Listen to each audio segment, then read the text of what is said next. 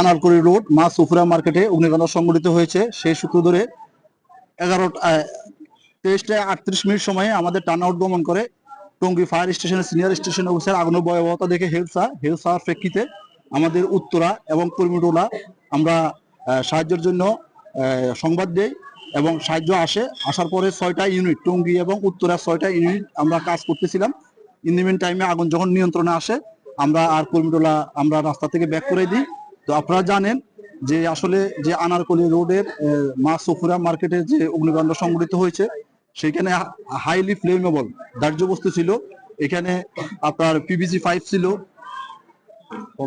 Foam ছিল, chemical ছিল, পর্দার কাপড় ছিল এবং সাইকেলের স্টোর ছিল, এরকম বিভিন্ন আইটেমের।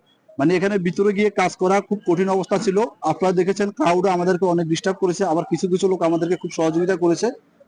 আমাদেরকে যদি সাধারণ মানুষ সহযোগিতা করে তাহলে আমরা খুব স্মুথলি আগুন নির্বাপনের কাজ করতে পারি। বাট আমাদের দেশের প্রেক্ষাপট আগুন লাগলে এক একজন এক একটা নিয়ে যায়, আমাদের ডেলিভারি নিয়ে যায় যে যেমন, যার জন্য আমাদের কাজ করতে অনেকটা ব্যাঘাত ঘটেছে।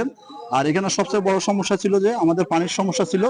আমরা পর্যাপ্ত পানি পাই নাই। এখানে যে মার্কেটের নিজস্ব কোনো আন্ডারগ্রাউন্ড গোডাউন ছিল না, আশেপাশে যে অ্যাপার্টমেন্ট ছিল ওখান থেকে আমরা কিছু পানি আনছি এবং এই পানি পর্যাপ্ত ছিল না। পরবর্তীতে আমরা যে তুরাগ নদী ছিল, তুরাগ নদীতে আমাদের কিছু পাম্প সেট করে আমরা এই আগুনের নির্বাপন করতে সক্ষম হয়েছি।